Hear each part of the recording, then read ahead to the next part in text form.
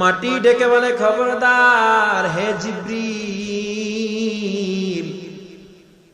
আল্লাহর কসম করে বলি, ওই সত্তার কসম যিনি আমাকে সৃষ্টি করেছেন, খবরদার খবরদার, আমার থেকে মোটেও মাটি তুমি নিবা না। জিবরিল বলে, কেন নিব না? মাটি বলে, ও জিবরিল, আমাকে দিয়ে আল্লাহ মানুষ বানাবে, এই মানুষগুলো আবার গুনাহ করবে, গুনাহ করার কারণে আবার জাহান্নামের ভয়ঙ্কর আযাবে আল্লাহ পতিত করবে, এটা আমি সইতে পারবো না। জিবরিল আমিন চলে গেল। আল্লাহ তাআলা এবার ইসরাফিলকে পাঠায়, যাও যাও ইসরাফিল, জলদি যাও। ইসরাফিল আলাইহিস সালাম চলে আসলো মাটি নেওয়ার জন্য। মাটিতে হাত লাগাইলো। মাটি বলে, না না, আল্লাহর কসম করে বলি, আমাকে নিবা না, কারণ বনি আদম গুনার কারণে জাহান্নামে যাবে, আমি জ্বলতে পারবো না। আমার আল্লাহ হযরত আজরাইল আলাইহিস সালামকে ডেকে বলে, আজরাইল জলদি যাও, মাটি নিয়ে আসো। আজরাইলের দিলটা আমার আল্লাহ এমন কঠোর বানাইছে, আজরাইল আলাইহিস সালাম মাটিতে হাত দিছে, মাটি যত আবদার করে আজরাইল আর মাটির কথা শুনে না। সুবহানাল্লাহ। আজরাইল আলাইহিস সালাম মাটির থেকে মাটি নেওয়ার পর মাটিটা টান দিয়ে যখন আমার আল্লাহর কাছে নিয়ে গেল, আমার আল্লাহ সেই মাটিটার এঁটেল মাটিরে 40 দিন বৃষ্টি বর্ষণ করে মাটিটাকে আল্লাহ নরম মাটি বানাইয়া ফেলল। নরম মাটি বানাইয়া আমার আল্লাহ সেখান থেকে মানুষের কায়া বানাইলো, শরীর বানাইলো। বানানোর পরে নিজের কুদরতি হাত দিয়ে আল্লাহ আপনার আমার চেহারাটা বানাইয়া ফেলল। দয়ালু আল্লাহ। আল্লাহ কেমন দয়া, এই তাফসীর বা এই ব্যাখ্যা করার মতো সময় বা সুযোগ আমাদের হাতে নেই, এবং যদি থেকেও থাকে জীবন শেষ হয়ে যাবে, তবে আল্লাহর দয়া আলোচনা করে শেষ করা যাবে না। আল্লাহ কেমন দয়া।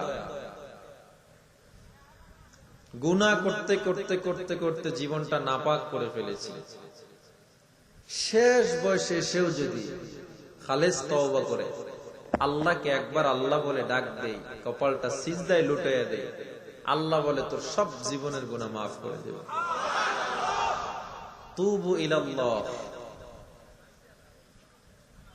তওবা করতে হবে, খালেস তওবা, তাহলে আল্লাহ সব মাফ করবেন। আল্লাহর নবী বলেন, একজন মানুষ যখন তওবা করে সে যেন মায়ের গর্ভ থেকে এই কেবল জন্মগ্রহণ করলো, এতটা সে নিষ্পাপ হয়ে যায়, এতটা নিষ্পাপ হয়ে যায়।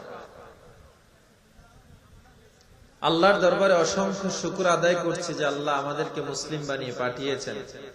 তবে আফসোস হয় যে মুসলমান হিসাবে আমরা এখনো পর্যন্ত তার আনুগত্য করতে পারি না। আর রহমান, দয়ার আল্লাহ।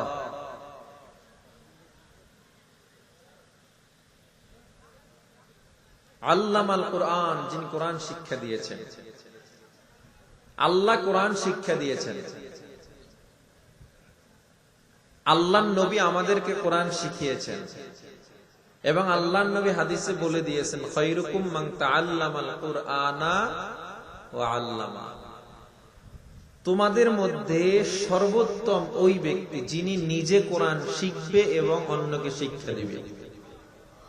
এর চেয়ে দামি কোন ব্যক্তি হতে পারে? কোরআন যিনি শিখে এবং যিনি শিখায়, এর চেয়ে দামি আর কেউ হতে পারে?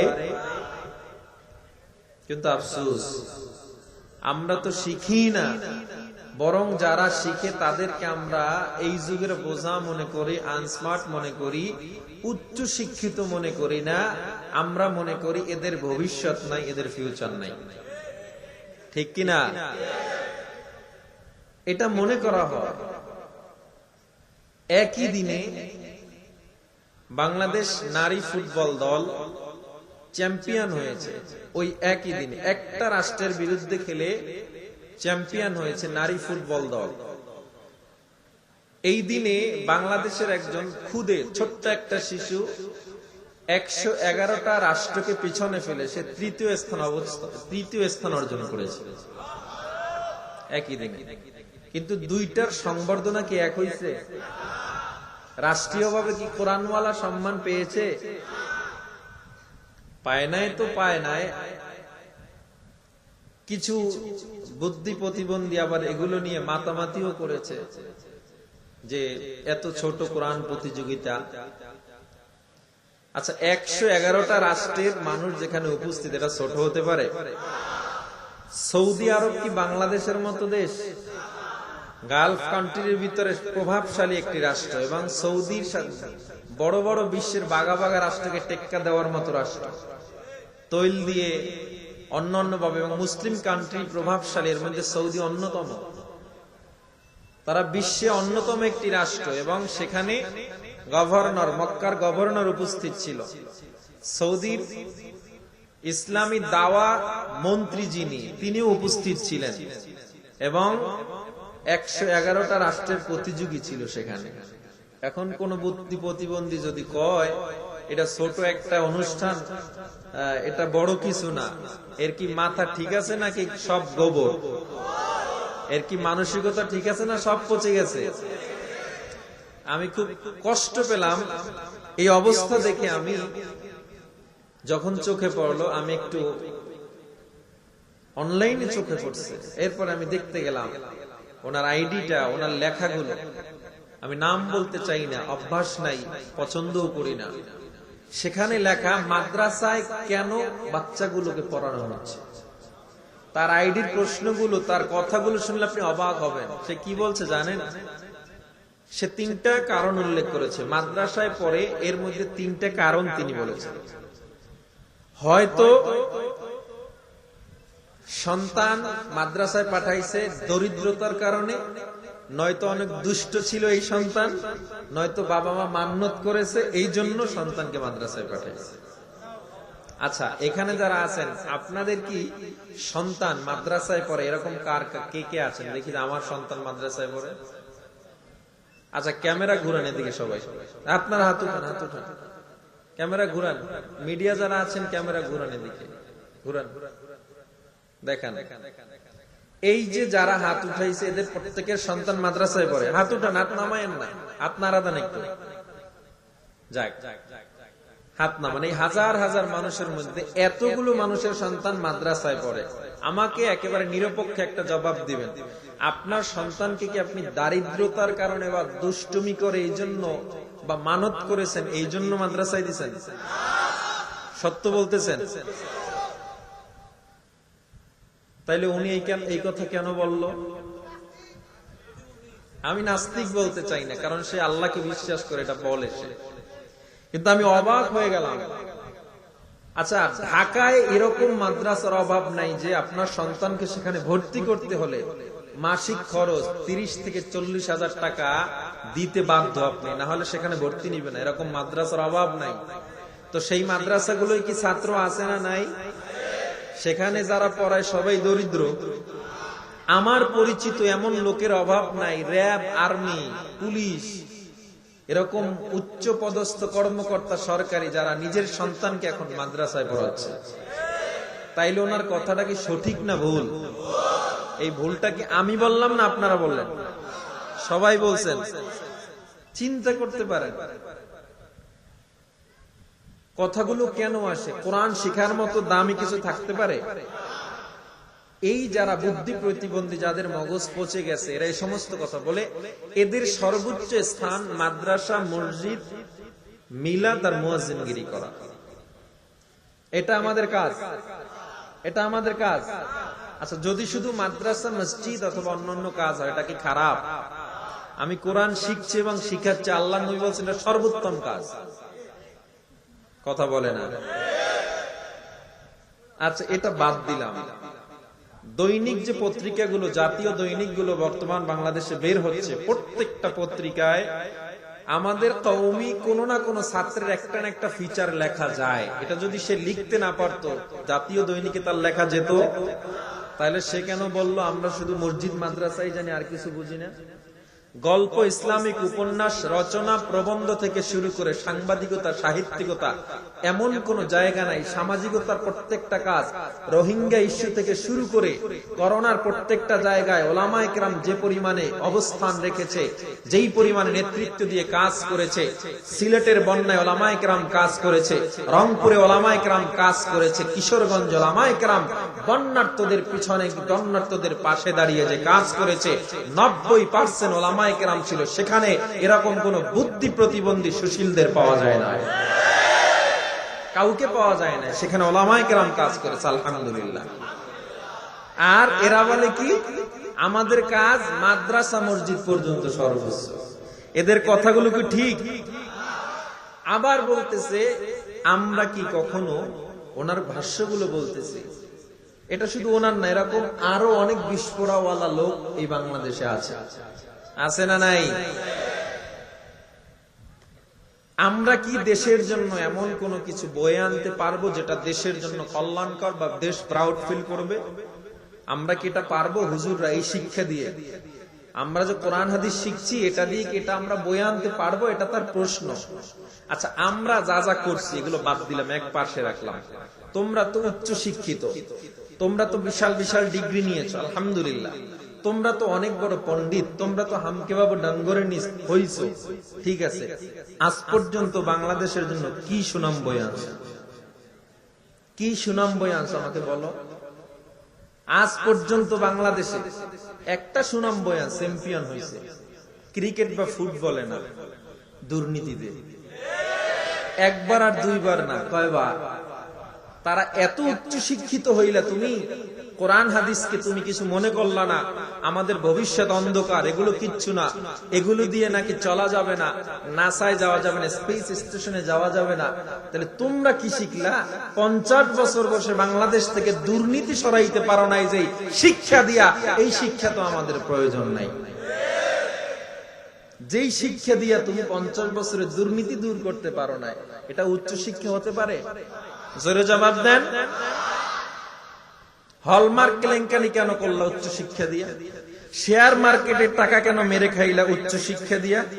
উচ্চ শিক্ষা তুমি, গুলশান হত্যাকাণ্ড হয়েছে আপনারা জানেন। আচ্ছা, 2016 সালের 26শে জুলাই জাতীয় প্রত্যেকটা দৈনিক পত্রিকা আপনি তালাশ করে দেখেন, সেখানে স্বরাষ্ট্রমন্ত্রী আসাদুজ্জামান খান কামাল সাহেব বলেছেন যে গুলশান হত্যাকাণ্ডের দোষীদেরকে আমরা চিহ্নিত করেছি। তারা কারা? বলে তারা হলো নওজোয়ান কিছু উচ্চ শিক্ষিত ছেলে। মাদ্রাসাও না, আমাদের ভবিষ্যৎ নিয়ে তো তারা টেনশনে আছে যে এরা কি পড়ালেখা করে দিয়ে হইব কি, কিন্তু গুলশান হত্যাকাণ্ডে তারা তো উচ্চ শিক্ষিত ছিল। তাইলে কি হইল? শোনেন, ওলামায়ে কেরাম কখনো আগ বাড়িয়ে তর্কে যায় না। আপনারা যারা এই বুদ্ধি প্রতিবন্ধী সুশীল নামে যারা তথাকথিত সুশীল, আপনাদের কারণে ওলামায়ে কেরাম কথা বলতে বাধ্য হয়, না হয় আমাদের কথা বলার প্রয়োজন নাই তো। আমরা জানি কোরআন কি, আমরা জানি হাদিস কি, আমরা জানি এটা শিক্ষার মাধ্যমে আমার কি উপকার হচ্ছে, আমরা জানি ভালো করে। কি আজীব অবস্থা বাংলাদেশের। কোরআন সুন্নাহর শিক্ষার চেয়ে দামি কোন শিক্ষাই পৃথিবীতে থাকতে পারে? জোরে জবাব দেন। তোমরা যদি উচ্চ শিক্ষা দিয়ে এত কিছু করতে পারো, তাহলে উচ্চ শিক্ষা দিয়ে কেন বেকারত্ব দূর করতে পারো নাই? এখনো কেন বেকারত্ব দূর করতে পারলা না? আন্তর্জাতিক একটি সংস্থা ILO এর একটা প্রতিবেদন করেছে, আমাদের বাংলাদেশ প্রশান্ত উপসাগরীয় দেশ এবং এশিয়া মোট 28টা দেশ তারা প্রতিবেদন করেছে, জরিপ করে দেখেছে, দ্বিতীয় সর্বোচ্চ শিক্ষিত বেকার বাংলাদেশে বেশি। দ্বিতীয় সর্বোচ্চ শিক্ষিত বেকার। তাইলে এত উচ্চ শিক্ষিত বানাইয়া রাখলা তুমি, তারা বেকার রইল। এর ফলাফল কি? এর ফলাফল কি? মাদক নিরাদক সংস্থা, একটা বেসরকারি সংস্থা জরিপ চালিয়ে দেখলো বাংলাদেশের যারা মাদকাসক্ত এদের 80% যুবক এবং 43% বেকারত্ব যারা নিয়ে ঘুরতেছে এরাই মাদকে আসক্ত হয়ে গেছে। কই এই জরিপে তো মাদ্রাসাওয়ালাদের নাম আসলো না। তাহলে তুমি মাদ্রাসাওয়ালাদের ভবিষ্যৎ নিয়ে এত টেনশনে কেন? এই জরিপে তো কই আমাদের কারো নাম আসলো না যে হুজুররাই মাদকাসক্ত। ৭,০০০ কোটি টাকার মাদক শুধুমাত্র যুবকরা খায় প্রতি বছর। এই টাকাটা সেভ করো, উচ্চ শিক্ষিতের স্লোগান দাও। ওনার আর একটা লেখা দেখলাম, বাংলাদেশের ন্যাশনাল জাতীয় ক্রিকেট টিমের একজন প্লেয়ার, নাম হলো মুশফিকুর রহিম। সে একটা খেলা থেকে অবসর নিছে, এজন্য উনি লিখছে ভালোই হয়েছে মুশফিকুর রহিম অবসর নিয়েছে। আমি শুধু পয়েন্টগুলো বলতেছি, কারণ মুশফিক ইদানিং বেশি করছে। কি করছে? কোরবানির রক্ত সাহসে সমাজে ছবি ছেড়েছে। এটা সেকুলারিজমে বাজছে।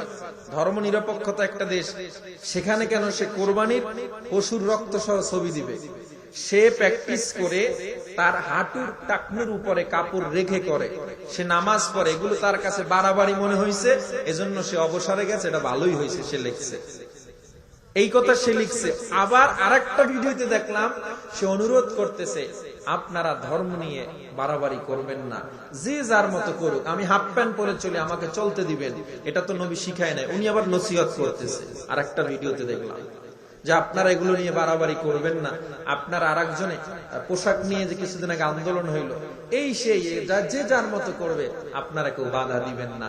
আবার সে মুশফিকুর রহিমকে নিয়ে পড়তেছে। সে লাস্ট গতকালকে আমাদের বাংলাদেশের একটা গর্ব উজ্জ্বল নক্ষত্র, ছোট্ট একটা ছেলে কি করছে, ১১১টা রাষ্ট্রে সে তৃতীয় স্থান অর্জন করে বাংলাদেশের মানকে শানকে সমুন্নত করেছে। সে লিখছে এটা নাকি বড় কোনো প্রতিযোগিতা না। সে ইউনাইটেড কিংডমে থাকে, লন্ডনে থাকে। সে বলে আমি লন্ডনের অলিতে গলিতে এমন অনুষ্ঠান চালাইতে পারি। আল্লাহ আমাদের সহি বুঝ দান করেন। আচ্ছা, জাপান চিনেন? জাপান নাম শুনছেন? ভৌগোলিকভাবে জাপান এবং বাংলাদেশের আয়তন কাছাকাছি এবং জনসংখ্যার দিক থেকেও। বিশ্বের দ্বিতীয় বিশ্বযুদ্ধের পর জাপানে একটা বড় একটা বিস্ফোরণ হয়েছিল, আমেরিকা করেছিল, যেটা হিরোশিমা নাগাসাকি অ্যাটম। এই অ্যাটম বোমে জাপান পুরো ধ্বংস হয়ে গিয়েছিল একটা সাইড। সেই জাপান আবার ঘুরে দাঁড়িয়েছে। বর্তমান বিশ্বের বাঘা বাঘা রাষ্ট্রের সাথে জাপান প্রতিযোগিতা করে। গাড়ি সব ভিআইপি গাড়ি, জাপানিজ গাড়ি। জাপানিদের মতো সভ্য জাতি খুঁজে পাওয়া দুষ্কর। তো বাংলাদেশ কোথায় গেল? শিল্পে বলেন, কার্যে বলেন, কলকারখানা বলেন, প্রযুক্তি বলেন, টেকনোলজি বলেন, জাপান এত দূর এগিয়ে গেল, আমরা কেন আগাতে পারি না? এত উচ্চ শিক্ষিত করো, তাহলে বাংলাদেশকে কেন আগাতে পারলা না? এর দ্বারা বোঝা যায় কোরআন সুন্নাহর ইলম না থাকার কারণে, হযরত ওমরের ইলম না থাকার কারণে, কোরআন সুন্নাহর পরিপূর্ণ নবীজির শিক্ষা দেওয়া সেই ওহিয়ে বাণীগুলো না থাকার কারণে, স্বচ্ছতা সততা না থাকার কারণে আজ বাংলাদেশ দুর্নীতিতে চ্যাম্পিয়ন হয়ে দুর্নীতির পাদদেশে চলে গেছে। তুমি বলো যে মাদ্রাসায় পড়ে কি নাসায় যাওয়ার মতো আশা করতে পারে? এই শুনেন, মাদ্রাসায় পড়ে আমরা নাসার এই বিজ্ঞানী হতে চাই না, কিন্তু নাসার চেয়ে বড় বিজ্ঞানী কিতাব, নাসার চেয়ে বড় বিজ্ঞানী শাস্ত্র এবং মহাবিজ্ঞানী কিতাব কোরআন আমরা পড়ি ইনশাআল্লাহ। এগুলো আমরা পড়ি আলহামদুলিল্লাহ। এই কোরআন এমন একটা কোরআন, সামাজিক জীবন, রাষ্ট্রীয় জীবন, আন্তর্জাতিক, ব্যক্তিগত প্রত্যেকটা জীবনকে সজ্জিত করে দিয়েছে। এবং এমন কোন লাইফস্টাইল নেই যেটা আমার নবী শিক্ষা দেয় নাই, কোরআন শিক্ষা দেয় নাই। সুতরাং বুঝতে হবে, আমাদের ভবিষ্যৎ নিয়ে চিন্তা না করে তোমার নিজের ভবিষ্যৎ নিয়ে চিন্তা করো। কারণ তোমাদের ভবিষ্যৎ তুমি চিন্তা করতেছো উচ্চ শিক্ষিত হইয়া দুনিয়ায় একটু পণ্ডিতি করবা। আসলে দুনিয়ার এই জীবন ক্ষণস্থায়ী জীবন, এই পণ্ডিতির কোনো দাম নাই। আমরা এমন পণ্ডিতি করি, এমন কোরআন পড়ি, যেটা দ্বারা আমরা বিশ্ব মহাকাশ বিদ্যা, যেটা দ্বারা আমরা পিঁপড়া বিদ্যা, ব্ল্যাক হোল বিদ্যা, সাইকোলজি বলো, টেকনোলজি বলো, প্রযুক্তি বলো, টোটাল জ্ঞান যে কোরআন থেকে আমরা পাই, আমরাই হলাম শ্রেষ্ঠ শিক্ষাবিদ, আমরাই হলাম আসল শিক্ষাবিদ। আমরা যা শিখি তোমরা তা শিখতে পারো না। কোরআন পড়ে দেখেন কোরআনে আল্লাহ কি রেখেছে, কি রাখেন নাই আমার আল্লাহ। কোরআনে কোন জিনিসটা আল্লাহ দেন না? স্পেস স্টেশন, মহাকাশে মানুষ থাকে, আপনি ভাবতে পারেন? প্রতি 6 মাস অন্তর অন্তর তারা চেঞ্জ করে আসে। মহাকাশে মানুষ থাকে, সেখান থেকে পুরো পৃথিবীকে কন্ট্রোল করে স্যাটেলাইটের মাধ্যমে মহাকাশে। এই বিজ্ঞান এরা মনে করছে শুধু এই যে বিজ্ঞানী বইগুলো পড়ছে এতেই আছে। ভালো করে যদি কোরআনটা পড়তো দেখতো আল্লাহ 1400 বছর আগেই কোরআনে সব লিখে দিয়ে দিয়েছে। ভালো করে পড়লে বুঝতো। পড়ে না তো বুঝবে কেমনে? পড়ে না তো বুঝবে কেমনে? সব জ্ঞান আমার আল্লাহ কোরআনে দিয়েছেন। সুতরাং একটা জিনিস মাথায় রাখবেন, খায়রুকুম মান তাআল্লামাল কুরআনা ওয়া আল্লামা। তোমাদের মধ্যে সর্বোত্তম ওই ব্যক্তি যে নিজে কোরআন শিখে এবং অন্যকে শিক্ষা দেয়। এই সূরাতুর রহমান এমন একটা সূরা আল্লাহ তাআলা জান্নাতে মানুষদেরকে এই সূরাটা তেলাওয়াত করে শোনাবেন। আপনারা শুনতে চান? আল্লাহ যে শোনাবে জান্নাতে, আমরা কি শুনতে চাই? সবাই চাই না মনে হয়। কারা কারা চাই? নারায়ে তাকবীর। আল্লাহ আমাদের কবুল করে নেন। জোরে বলেন আমিন। আল্লাহ জান্নাতে একটা মাহফিল সাজাবেন। রাওয়ায়াতটা একটু দুর্বল, তবে আমলযোগ্য রাওয়ায়াত। দুর্বল রাওয়ায়াতের উপর আমল করা যায়, কিন্তু মাসআলা দেওয়া যায় না, ফিকহ দেওয়া যায় না, এটার উপরে ফতোয়া দেওয়া যায় না।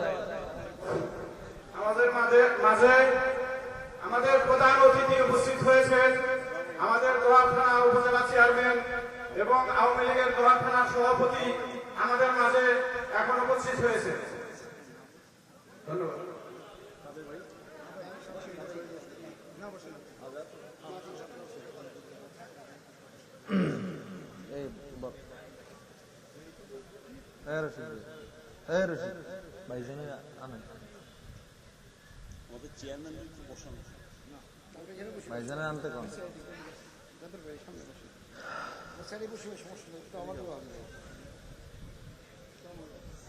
আল্লাহ আমাদের সবাইকে সহি বুঝ দান করেন।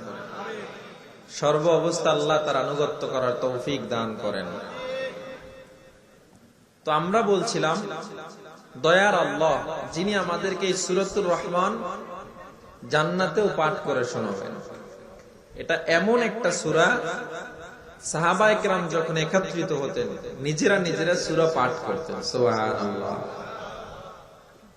আর রহমান আল্লামাল কুরআন খালাকাল ইনসান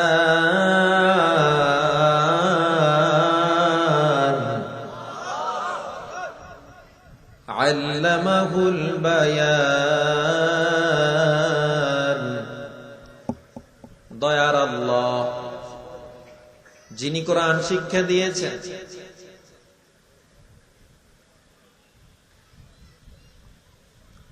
যিনি মানুষ সৃষ্টি করেছেন, আমার আল্লাহ। আল্লাহ বলে, বান্দা আমার শিক্ষার মধ্যে আমি আল্লাহ 3টা গুণ রেখেছি। মানুষ সৃষ্টি আল্লাহ 3 ভাবে করেছে। কয় ভাবে? 1 নম্বরে আল্লাহ পিতা মাতা ছাড়া মানুষ সৃষ্টি করেছে। কাকে করেছে? জোরে বলেন কাকে? আদম আলাইহিস সালামকে আমার আল্লাহ সৃষ্টি করেছেন। আল্লাহ তাআলা আদমকে সৃষ্টি করার জন্য হযরত জিবরিল আলাইহিস সালামকে বললেন, জিবরিল জলদি যাও, জমিন থেকে একটু মাটি নিয়ে আসো, আদম সৃষ্টি করব। হযরত জিবরিল আলাইহিস সালাম যখন দুনিয়াতে এসে মাটির উপরে হাত লাগাইলেন, মাটিতে হাত দেওয়ার সাথে সাথে মাটির সাথে সাথে জবান খুলে গেল। মাটি ডেকে বলে, খবরদার হে জিবরিল,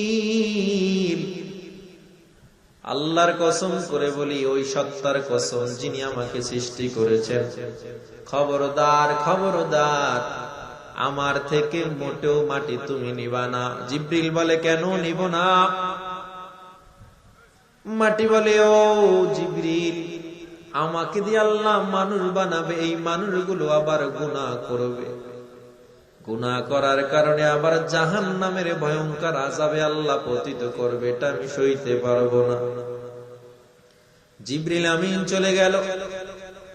আল্লাহ তাআলা এবার ইসরাফিলকে পাঠায়, যাও যাও ইসরাফিল জলদি যাও। ইসরাফিল আলাইহিস সালাম চলে আসলো মাটি নেওয়ার জন্য।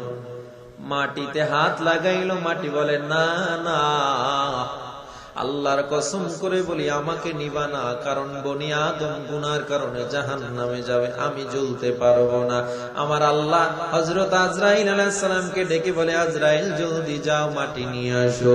আজরাইলের দিলটা আমার আল্লাহ এমন কঠোর বানাইছে, আজরাইল আলাইহিস সালাম মাটিতে হাত দিছে, মাটি যত আবদার করে আজরাইল আর মাটির কথা শুনে না। সুবহানাল্লাহ। আজরাইল আলাইহিস সালাম মাটির থেকে মাটি নেওয়ার পর মাটিটা টান দিয়ে যখন আমার আল্লাহর কাছে নিয়ে গেল,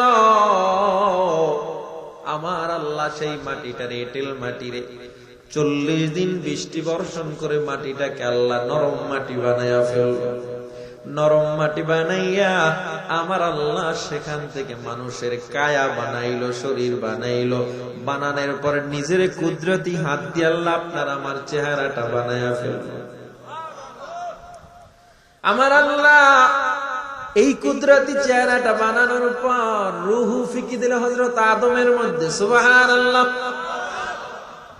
হযরত আদম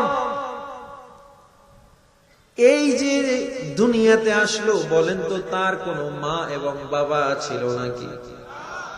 দ্বিতীয় নম্বরে সৃষ্টি হযরত ঈসা আলাইহিস সালাম, বাবা ব্যতীত সৃষ্টি হয়েছে। তদানীন্তন সময় খ্রিস্টানরা সবাই, মুসলিম বিদ্বেষী যারা ছিল সবাই প্রশ্ন করলো, খ্রিস্টান বিদ্বেষী যারা, এদের মধ্য থেকে অনেকে প্রশ্ন করলো, মারিয়াম তোমার গর্ভে ঈসা কেমনে জন্ম নিল? তোমার এই ঈসা কার সন্তান সত্যি বলো?